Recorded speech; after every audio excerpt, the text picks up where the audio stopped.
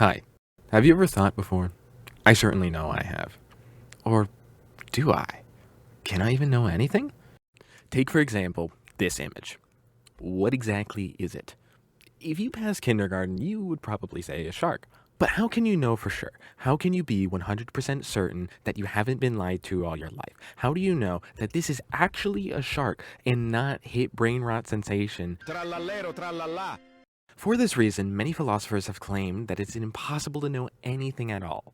Obviously, many were not too fond of being told their intelligence was equivalent to that of a rat, so this belief had a lot of critics. And it makes sense, because despite what the clowns at Rotten Tomatoes may say, we all know that Alvin and the Chipmunks 2: The Squeakquel is a cinematic masterpiece. However, there is one person who hated this sentiment like no other, and his name was Rene Descartes. Now, unless you've been living under a rock for the past 425 years, you've probably heard about Rene Descartes before. Hey, dumbass, that's a bridge. Anyways, Rene Descartes is a philosopher, mathematician, and scientist, and he was also a very influential figure of the 17th century. Descartes is what you would call a rationalist. This means that his philosophies were made up of facts and logic instead of any divinity. Descartes is a man of math, and he's famously known for creating analytic geometry. But that's math. And you know what we do to mathematicians around here. Anyhow, because of his rationalist view, Rene Descartes believed strongly in first-hand experience.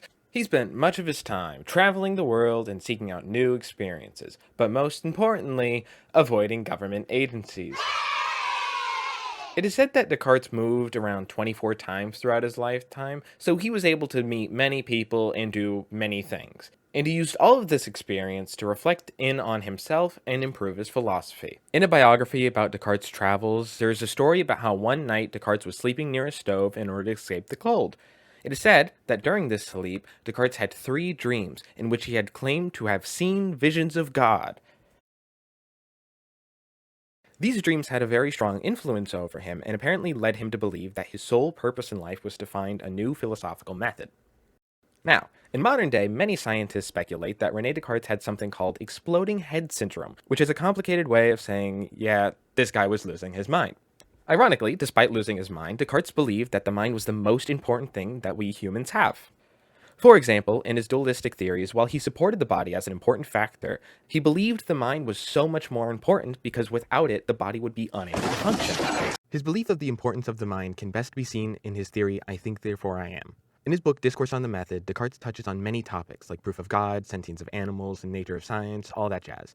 But he also talks about the question, how do we know what we know? In the book, he talks about using the method of doubt in order to find something who's 100% certain of, without any possible doubt, hence the name. Through this process, he was able to doubt his senses, math, and even his own consciousness, but he was unable to doubt his ability to think, for the fact he was doubting proved that he was thinking. You see, one thing that's important to know about Rene Descartes is that the goal of his philosophy work wasn't necessarily to find answers.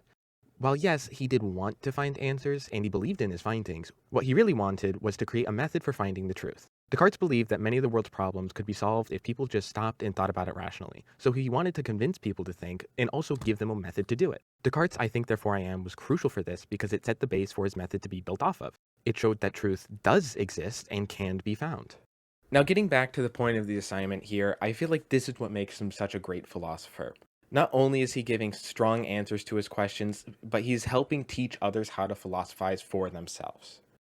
He was a very strong advocate for meditations and self-reflection, which is basically modern-day introspection. He actually believed in this so strongly that he wouldn't get out of bed until 11 o'clock most days, and he criticized people who didn't do the same. Moral of the story is that next time someone you care about tells you to get your lazy ass out of bed, just say that you're following in the footsteps of Rene Descartes. Unless it's 11:01, then get out of bed.